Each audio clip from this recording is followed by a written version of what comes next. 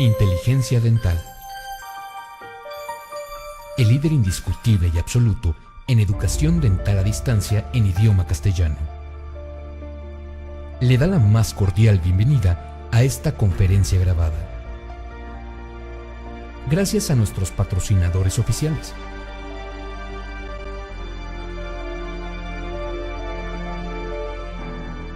Le ofrecemos siempre un amplio abanico de temas útiles y de actualidad, entregados con alta calidad,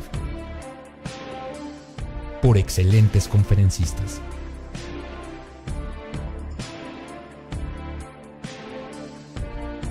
Es un placer recibirle en nuestras conferencias Webex en vivo por Internet, con sesión de preguntas y respuestas, o en nuestras conferencias grabadas disponibles en nuestro canal de YouTube.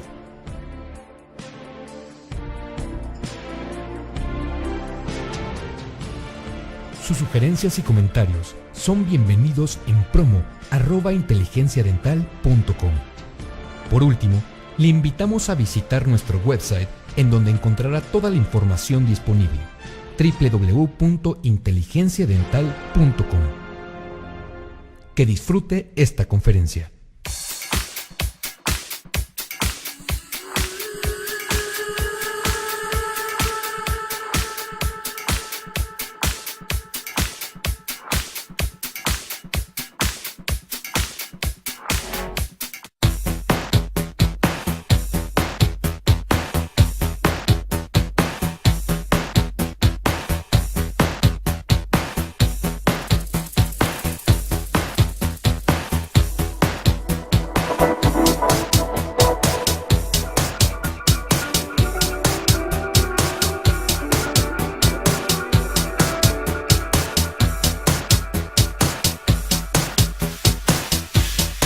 Soy el doctor Paul Franco y es un gusto presentarles hoy al doctor Humberto Gallegos, quien nos va a estar dando la conferencia Aplicaciones del RTR como material de regeneración y preservación alveolar en implantología. El currículum del doctor Humberto Gallegos, la verdad, es bastante amplio. Me voy a permitir decir varias cosas de las más destacadas. Él es médico cirujano dentista por la Escuela de Estomatología en la Universidad Autónoma de San Luis Potosí, de la generación 1980 a 1985, titulándose con mención honorífica. Tiene una especialidad en cirugía maxilofacial por la Escuela de Estomatología en la Universidad Autónoma de San Luis Potosí y el Hospital Central Dr. Ignacio Morones Prieto, de la generación 1986 a 1988. Realizó un curso avanzado en implantología osteointegrada en el sistema IMZ en la Escuela Interpol International de la Ciudad de México en el 92. Él es profesor titular y asesor de carrera en la Escuela de Odontología de la Universidad Mundo Maya en el Servicio de Cirugía Maxilofacial en Villahermosa, Tabasco. Está certificado por el Consejo Mexicano de Cirugía Oral y Maxilofacial hasta la fecha y es presidente fundador de la Asociación de Cirujanos Orales y Maxilofaciales de Tabasco, AC. Es también fue presidente del Colegio Tabasqueño de Cirujanos Dentistas en el año 2016 a 2017. Es socio activo de la Asociación Mexicana de Cirugía Bucal y Maxilofacial, igual de la Asociación Dental Mexicana. Es también socio de la International Association of Oral and Maxillofacial Surgeons desde el año 2000. Es socio activo de la Asociación Latinoamericana de Cirugía Bucal y Traumatología desde el 2006. Socio activo del International Team for Implantology desde el 2007. Al igual de la Asociación Mexicana de Implantología Bucal, AC, desde el 2012. Y actualmente su práctica es en cirugía maxilofacial en el Hospital Regional de Petróleos Mexicanos en Villahermosa, Tabasco. La verdad, este webinar que les presentaremos va a estar bastante interesante, y también agradecer el patrocinio que tienen nuestros amigos de COA Internacional y de Septodont. Y bueno, sin más, igual darle los buenos días a todos, a Diana, al doctor Gallegos, y les doy los micrófonos, doctor Humberto, para que comience nuestra conferencia. Hola, buenos días, doctor Paul, Diana. Buenos días a todos los que están haciendo el favor de ver esta presentación. Vamos a empezar esta plática del día de hoy.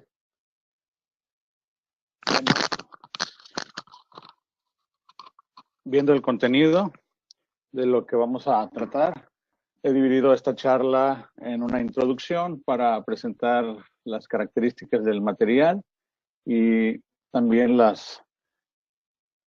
algunos conceptos sobre cicatrización alveolar para poder entender cómo se comportan estos materiales cuando los usamos en los alvéolos. Hacer un repaso sobre lo que es la preservación alveolar en contraparte con lo que significa la regeneración alveolar, algunos casos clínicos y al final emitir algunas conclusiones sobre el uso de estos materiales. Debo decirles que hace aproximadamente 1 año y medio se acercaron conmigo el licenciado Fernando Flores de Ceptodont y Enrique López de COA para invitarme a usar este material, y después de un tiempo con algunos casos y sobre todo terminados estos casos, darles mis conclusiones respecto a lo que es el RTR. Esta plática es entonces la síntesis de algunos de estos casos que he hecho en el último año y que de ninguna manera constituyen un trabajo para las compañías, pero sí quisiera decirlo y quiero agradecerlo para que todos quienes me están escuchando sepan desde un principio que esto fue una solicitud que me hicieron, a la cual yo atendí con mucho gusto, y el día de hoy quiero compartirles precisamente algunas de mis opiniones o mis resultados que he obtenido con el uso del RTR. En principio debo decirles que el fosfato beta tricálcico no es un material nuevo, tiene en el mercado más de 30 años de uso y que muchas compañías lo manejan en la actualidad porque proporciona las propiedades que se necesitan para poder ser un producto que transporta o que permita a través de él el paso de las células que van a dar la formación de huesos y van a sustituirlo. Está compuesto por gránulos sintéticos con partículas de 500 micras a 1 milímetro y tiene dos estructuras importantes, los macroporos y los microporos. Y Ceptodont en sus indicaciones nos pone ahí una leyenda en donde dice que de 3 a 6 meses se lleva a cabo la reabsorción dependiendo de la fisiología del paciente. Y esto lo menciono porque pues ahorita más adelante voy a comentar algo al respecto. Vemos el tamaño en cuanto a los macroporos, que son esos pequeños huecos o pequeños orificios que presentan las partículas del RTR, grandes, a través de las cuales se logra la estabilización inicial del material cuando se mezcla con el coágulo. Y luego esos microporos que se encuentran dentro todavía de las partículas. Es importante que sepamos que a través de estos macroporos y estos microporos es donde van a permitir el paso de las células que van a dar origen, en primer lugar, a esa red vascular, esa nueva formación de vasos sanguíneos que van a transportar en principio el oxígeno y van a eliminar el ácido láctico dentro de ese coágulo, y que van a permitir que se establezca esta circulación, esta nueva circulación, para que ese coágulo se vaya a desarrollar y se vaya a transformar más adelante en el hueso que estamos esperando. Las características del RTR, pues es que es reabsorbible, es un material reabsorbible. Ya dijimos que cuenta con estos micro y macroporos. Es hidrofílico, por lo tanto permite la entrada de la sangre del coágulo. Es biocompatible y tiene una alta pureza, por lo cual pues asegura su estabilidad. Se adapta a cualquier aplicación clínica porque tienen además 3 presentaciones. Una es en conos, que sirven y son muy prácticos para los sitios unirradiculares, donde los alvéolos de dientes anteriores, esos conos están hechos en unas medidas que nos permiten que podamos aplicarlo y sellar prácticamente todo el alvéolo. Luego tienen también una presentación en jeringa, una jeringa de cristal que facilita el llevar el material a zonas en la parte posterior de la boca, en donde necesitamos depositar el RTR. Y finalmente un frasco con gránulos que sirve para defectos más grandes. Tiene un doble empaque, lo cual asegura su asepsia. Y estas son las presentaciones del material. El cono, son 2 conos que vienen en la caja, vienen empacados individualmente y miden aproximadamente 6 milímetros de diámetro por 10 milímetros de altura. Estos vienen, se mantiene la forma del cono a través de una colágena que se encuentra alrededor del mismo cono y es lo que mantiene la forma. La jeringa trae 0.8 centímetros cúbicos y viene una en la caja y finalmente el frasco trae 2 centímetros cúbicos de gránulos y también viene de manera individual. La presentación de la caja con los 2 conos empacados de manera individual. La jeringa, es una jeringa de cristal, y el frasco. Esta es la presentación en la que vamos a tener aquí nosotros disponible nuestro RTR para cada uno de los usos que vamos a hacer. Se preguntarán cuándo uso un cono, cuándo usar una jeringa, cuándo usar un frasco. Bueno, pues dependen sobre todo de el uso que vamos a, la indicación en la cual vamos a estar trabajando, el tamaño del defecto que necesitamos rellenar y también si contamos o no contamos con los instrumentos necesarios, por ejemplo, como para poder aplicar los gránulos de RTR, si tenemos una jeringa, para poderlos empacar en la jeringa nosotros y llevarlos hasta el sitio. Si el sitio que vamos a injertar es un sitio en donde vamos a volver a entrar, ya no vamos a necesitar volver a abrir y entrar, donde no necesitamos una reabsorción tan rápida. Es decir, las indicaciones de cuál de ellos usar dependerá de qué procedimiento estamos realizando y qué es lo que vamos a hacer más adelante en ese sitio.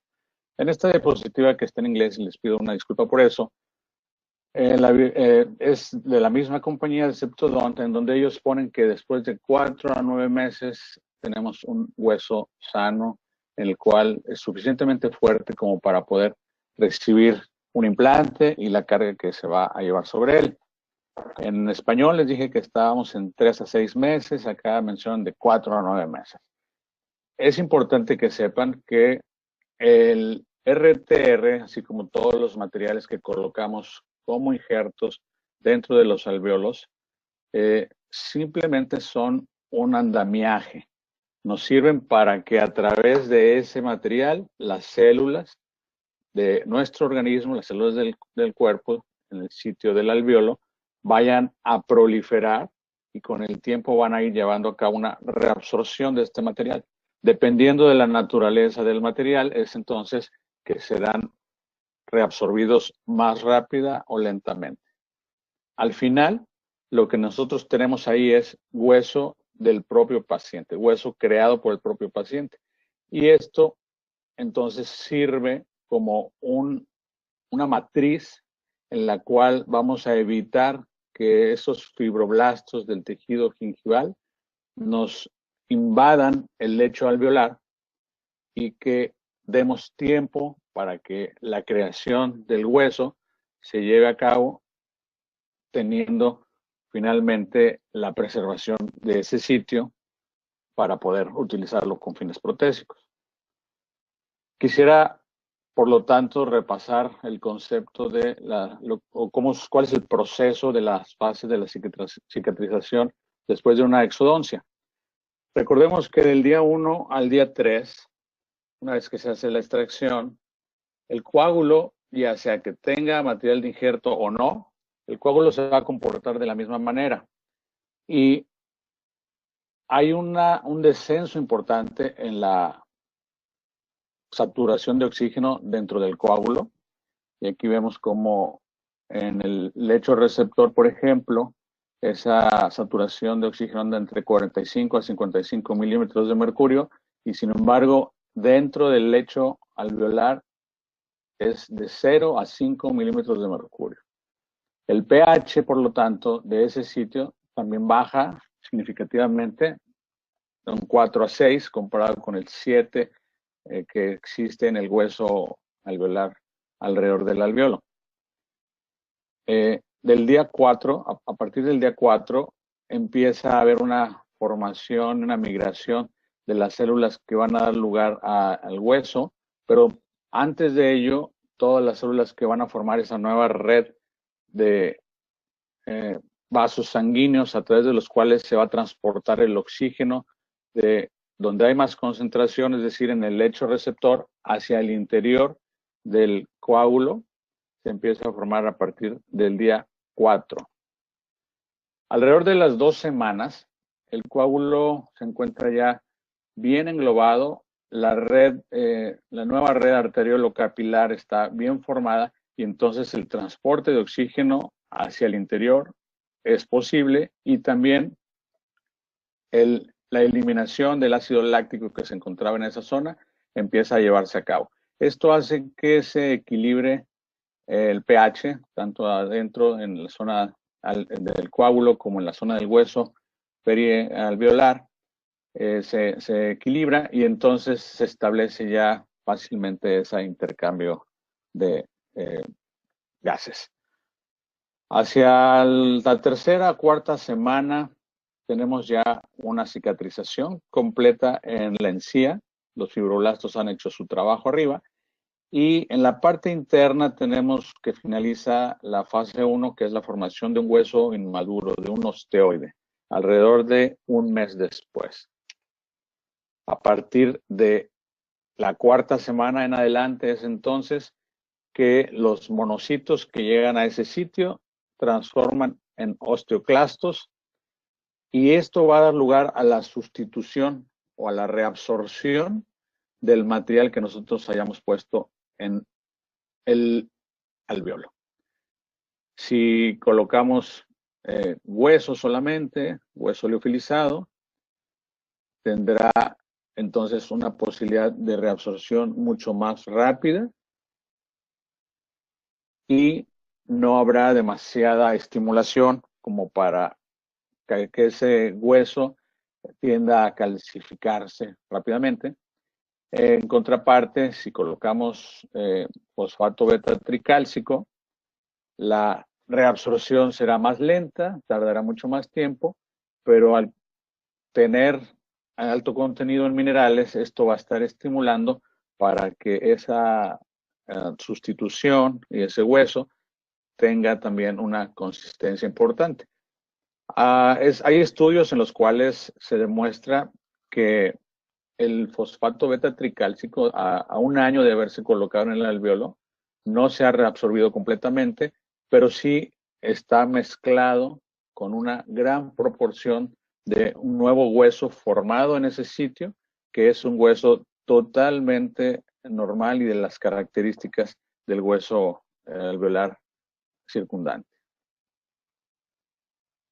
Vamos a recordar qué es la atrofia ósea alveolar, porque al final de cuentas esto es lo que estamos tratando de prevenir, tratando de evitar. La atrofia es un proceso de pérdida gradual del hueso alveolar en el sitio en donde se ha perdido un diente.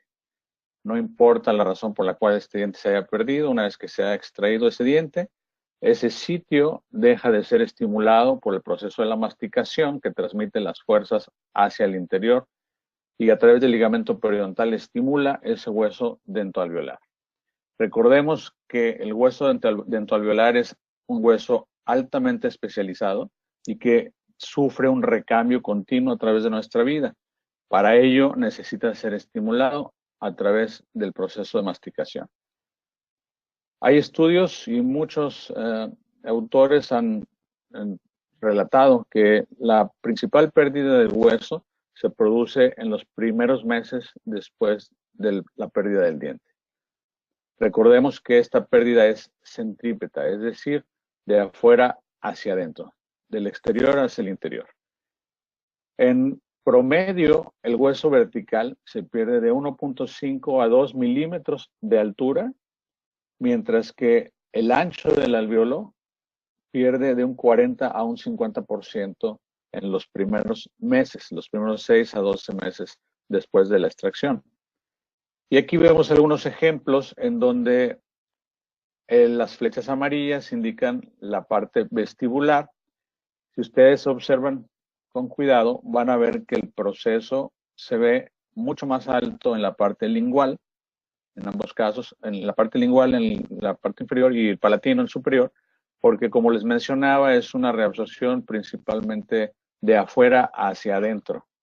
De manera que cuando tenemos estas situaciones, si queremos colocar un implante, pues vamos a tener un gran defecto, una gran pérdida de hueso hacia la parte vestibular.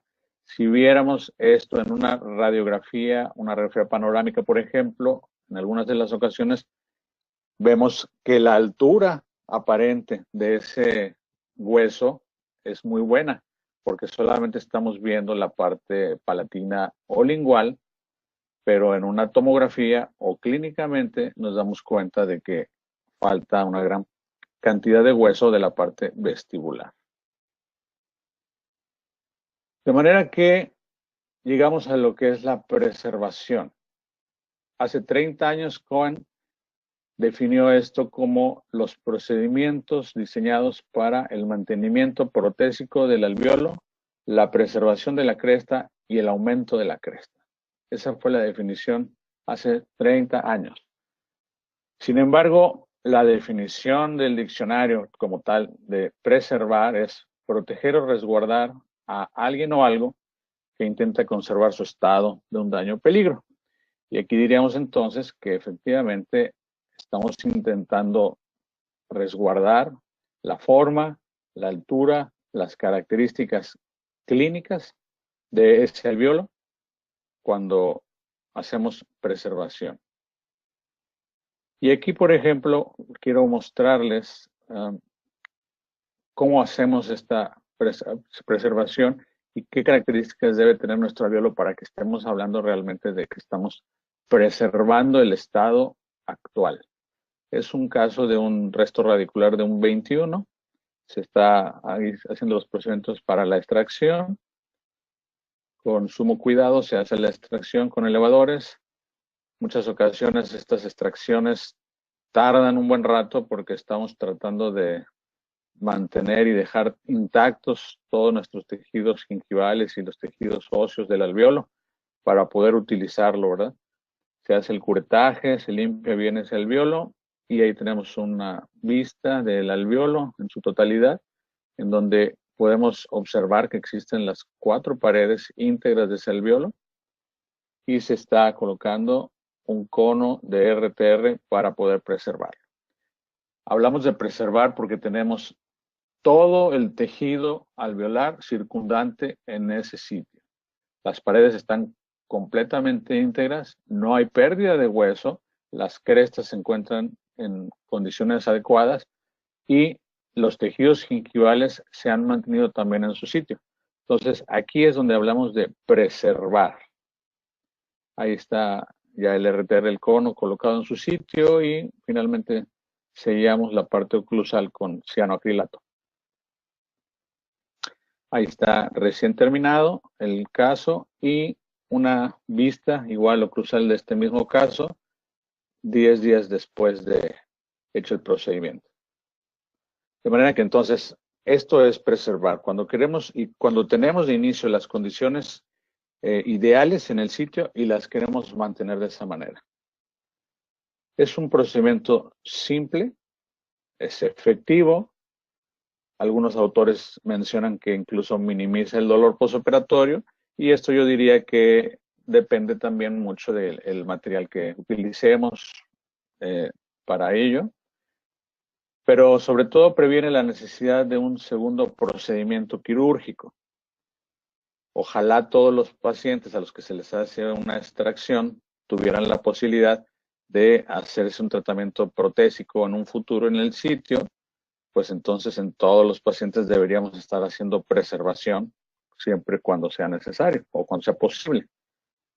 Quiero mostrarles cómo se coloca este cono, un video de cómo viene y cómo se coloca este cono. Vamos a ver. Los conos, les dije, vienen en en la caja vienen dos piezas, un doble empaque. Adentro del empaque exterior viene esta bolsa de plástico y adentro viene el cono. Como todos los materiales que vamos a utilizar para implantar en el organismo, es preferible no manipularlos directamente con los guantes, hacerlo a través de instrumentos. Está el sitio en donde vamos a colocar es el 21, donde vamos a colocar ese cono. Nos ayudamos con un instrumento para empacar el material. No siempre tenemos un alveolo sangrante, de manera que en ocasiones, como en este caso, vemos que el material no está todavía embebido por sangre, pero eso se va a dar poco a poco ahí adentro. La colágena, la cápsula de colágena que trae el forro es solamente en la parte externa, ni en la parte inferior ni en la parte superior trae colágena.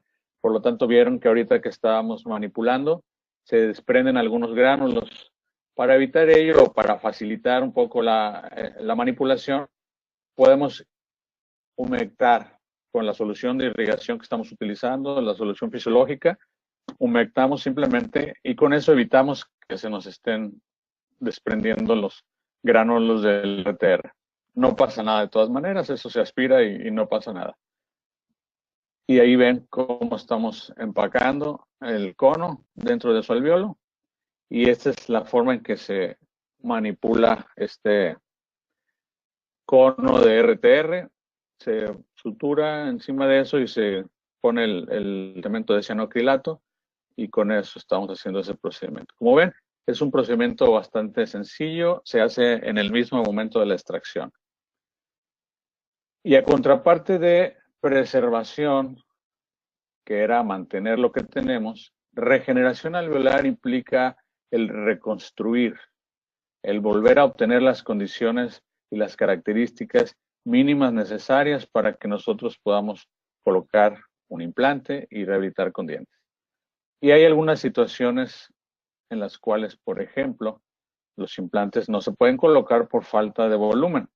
De manera que en estos casos necesitamos llevar a cabo un procedimiento de regeneración, de reconstrucción.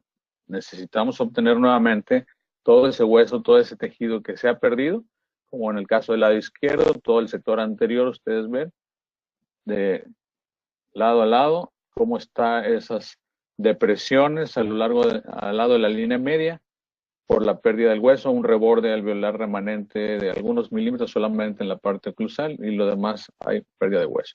Y del lado derecho observan un sitio en el cual se perdió un diente que traía un proceso infeccioso de largo tiempo y que, como casi siempre sucede, la pared vestibular, la cortical vestibular es la que se pierde, se reabsorbe, si es que hubo también ahí una fístula y entonces tenemos un defecto de ese tipo en el cual pues no es posible colocar un implante. Entonces necesitamos llevar a cabo una regeneración de este sitio con fines de que más adelante lo podamos hacer. Algunas veces se colocan implantes en posición ideal aparentemente, sobre todo cuando se hacen implantes sin colgajo y que en un principio tienen una muy buena estabilidad inicial, pero que a lo largo del tiempo nos damos cuenta de que empieza a haber ahí un problema porque no hay suficiente hueso hacia la parte vestibular, es decir, hubo una fenestración alveolar y eso a veces representa también un problema estético, se trasluce el implante a través de la mucosa, se ve oscuro y requiere de una regeneración. Para tratar de evitar esta situación, cuando hacemos implantes inmediatos, en muchas de las ocasiones necesitamos también poner hueso alrededor del implante o entre el implante y el hueso alveolar, como en este caso, para poder darle ese volumen, para poder mantener ese sitio y que al final del tiempo de formación de hueso tengamos un implante bien posicionado.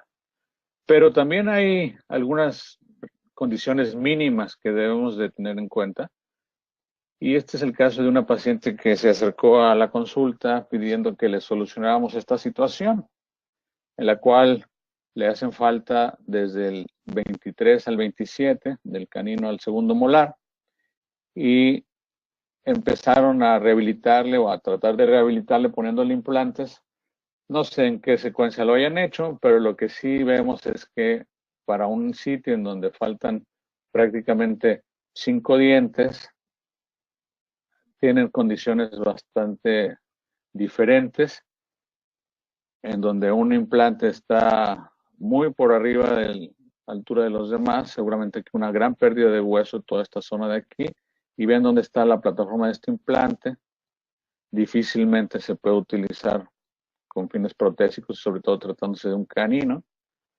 Y en la parte del segundo molar, pues vean también dónde anda, de manera que poner implantes no solamente hacer la trepanación, poner el implante ahí y que haya una osseointegración.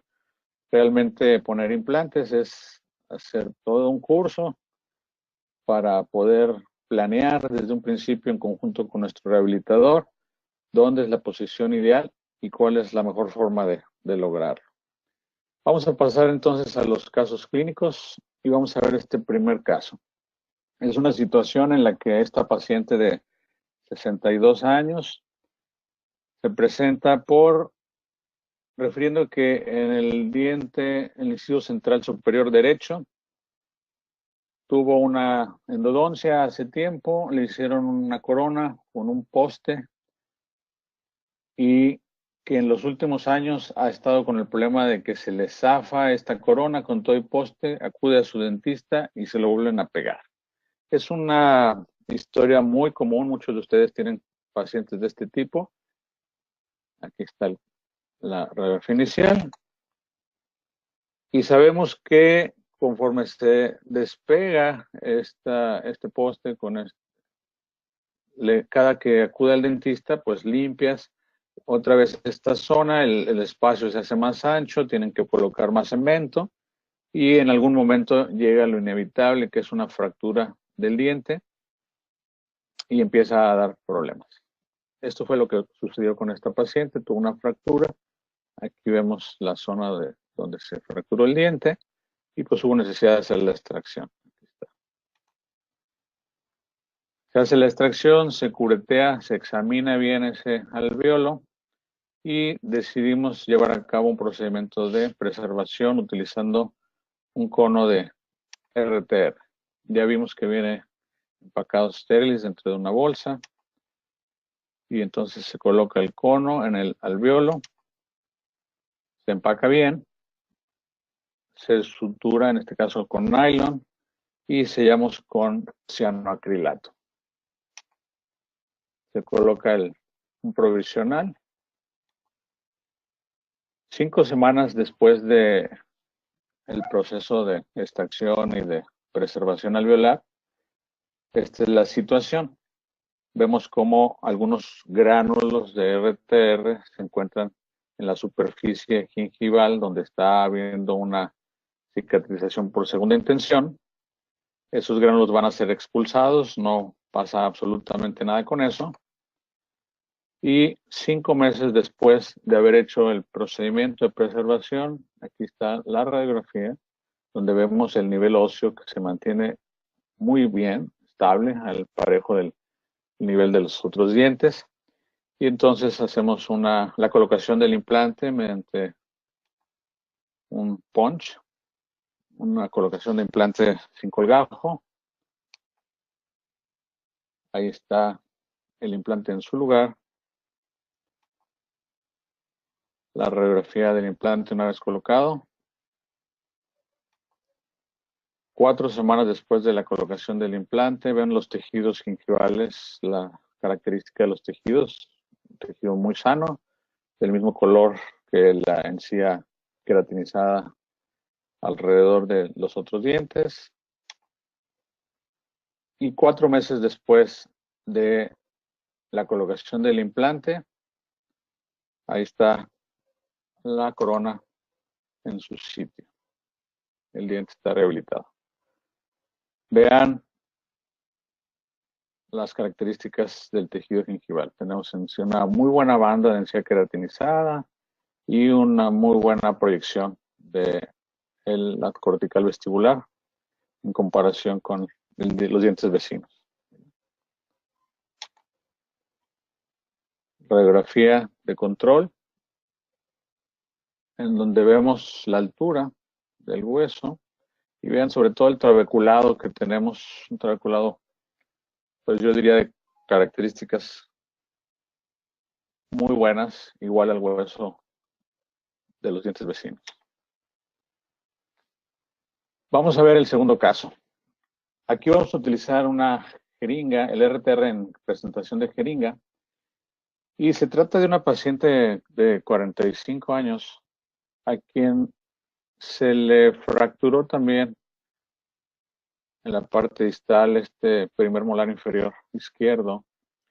A ese molar le intentaron hacer por ahí algún procedimiento de endodoncia, como vemos aquí en la radiografía, trae aquí algo, una punta tal vez, pero el diente finalmente se fracturó y por lo tanto decidimos llevar a cabo la extracción de ese diente. Es importante que vean aquí la disposición de las raíces, muy delgadas, muy abiertas, y la cantidad de hueso interradicular que tenemos. De manera que hacemos la extracción de ese diente llevando el procedimiento a cabo mediante una odontosección. Desde vestibular hacia el lingual hacemos la odontosección, dividimos el diente. Ahí está la división del diente y hacemos entonces la extracción como si fueran dos dientes unirradiculares. Esto con la finalidad de no dañar las corticales. Ahí está la exodoncia lo más atraumático posible. Y ahí estamos viendo una vista oclusal del sitio. La raíz, el alvéolo donde está la raíz mesial, donde está la raíz distal, y esto es de la fresa que utilizamos para la odontosección. Ya que veíamos que en la radiografía inicial tenemos una buena cantidad de hueso en esa zona, entonces se tomó la decisión de fresar en este sitio, en el septo interradicular, para poder colocar el implante. Se hace el fresado y utilizamos unos expansores para ensanchar esa área, esa zona. Y vamos a utilizar aquí una jeringa de RTR. Vean ustedes, la jeringa viene en un empaque. Se abre ese empaque. Está estéril. La jeringa está aquí adentro. Y lo primero que se hace es humectar todo el contenido de la jeringa. La jeringa trae una tapa, esta tapa, para que no se salga el material. Entonces ahí aspiramos un poco de solución fisiológica. Vean cómo se va llenando. Aquí ya está todo humectado. Esto es para facilitar la manipulación del material. Retiramos esa tapa y ya tenemos lista nuestra jeringa para llevar el material al sitio donde lo necesitamos. ¿Qué es lo que voy a hacer aquí? Voy a rellenar con RTR el alvéolo de la raíz mesial y el de la raíz distal. Empiezo con la raíz distal y aquí lo estamos colocando. Vean ustedes cómo estamos llevándolo todo para sellar toda la zona distal, el alvéolo distal. Posteriormente, ahí está, vean ustedes, vamos a rellenar el alvéolo de la raíz mesial. Aquí estamos en eso. Con empacadores, estamos llevándolo hacia abajo y todo, para tener un buen relleno de ambas alvéolos radiculares. El mesial, el distal, y aquí es el sitio en donde se hizo el fresado para la colocación del implante en el septo interradicular.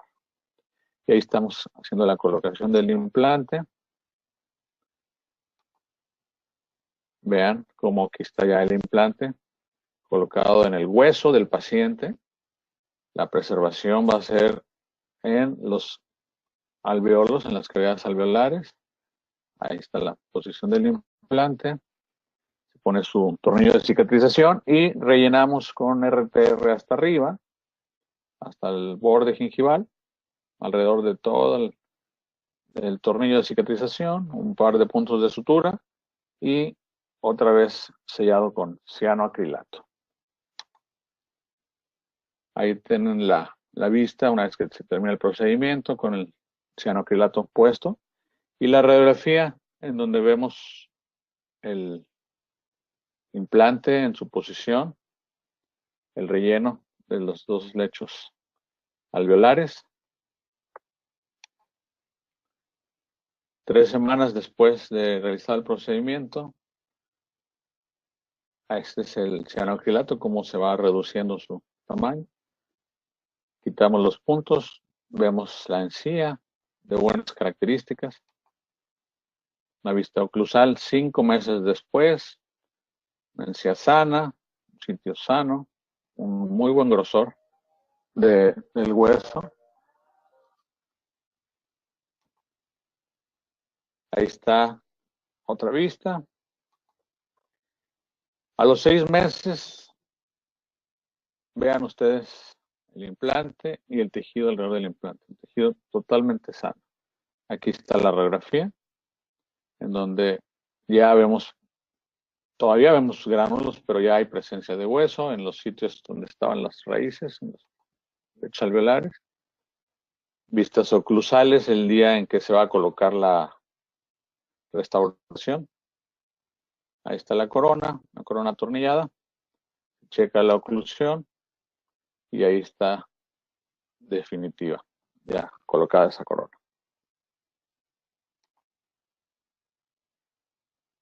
El tercer caso es la aplicación de RTR granulado para elevación del piso de senos maxilares. Una paciente de 65 años, con restos radiculares de mucho tiempo en la boca y con atrofia ósea del maxilar por haber perdido sus dientes de manera prematura. Este es el aspecto intraoral. Una vez que se realizan las exoncias, lo primero que hizo en esa paciente fue hacer la extracción de todos los restos radiculares, dejamos que cicatrizara y esta es la situación en la que vamos a iniciar.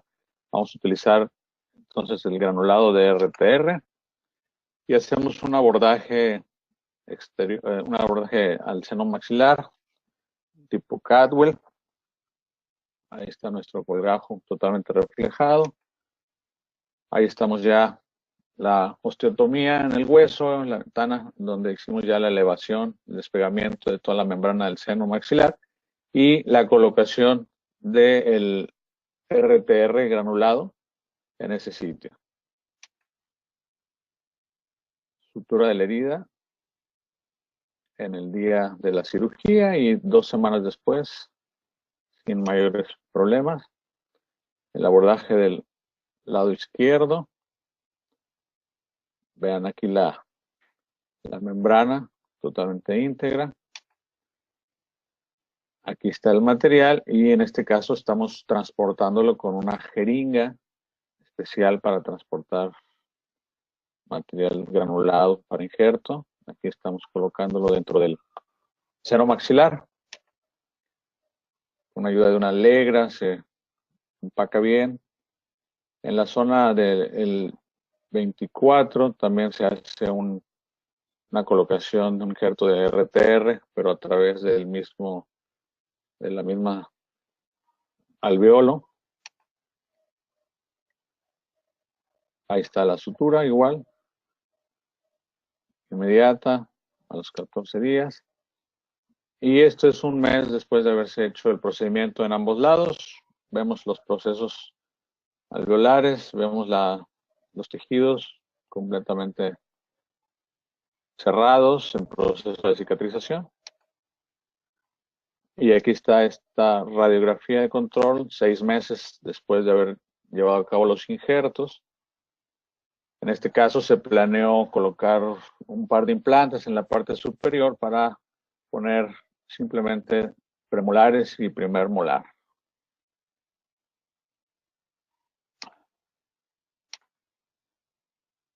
Y aquí está 5 meses después de la colocación de los implantes. Esta es la situación. Esta paciente todavía está por ser rehabilitada, pero bueno, en este caso quería mostrarlo para el uso del granulado en el caso en donde se necesita un gran volumen, como es el injerto de los senos maxilares. Finalmente, este otro caso, una chica de 20 años. Su segundo molar inferior izquierdo, el 37, se encuentra mesioangulado, se encuentra retenido, y la chica, estudiante de odontología, por cierto, va con su ortodoncista, quien le propone pues hacerle ortodoncia para enderezar ese diente mediante probablemente el uso de un tornillo para ortodoncia, pero la paciente pues no acepta esa alternativa por considerarla muy larga en cuanto al tiempo de tratamiento y prefirió hacerse la extracción de ese diente, y se le ofreció entonces la extracción del diente, la colocación de un implante inmediato y preservación alveolar con el RTR granulado. Entonces, esta es la situación una vez que se hizo la extracción del segundo molar. Ahí está el lecho quirúrgico y se hace el fresado para la colocación del implante sobre el hueso de la paciente. Vean, aquí se está colocando el implante, ahí está puesto el implante, y en el sitio donde estaban las raíces, pues se suturan con RTR. En este caso estamos utilizando una jeringa para insulina, que también se puede utilizar, y estamos empacando ahí el RTR en toda la parte posterior y alrededor del implante. Este es el tornillo de cicatrización, y vean ustedes el granulado, todo se coloca alrededor, y en este caso decidí cerrar para permitir que haya una cicatrización de toda esta zona. Voy a hacer un segundo tiempo quirúrgico en donde se hace la exposición del implante. Aquí se está asomando ya la tapa del tornillo de cicatrización. Aquí tenemos la radiografía en donde vemos el implante, y vean ustedes acá donde estaban los alvéolos de las raíces del segundo molar.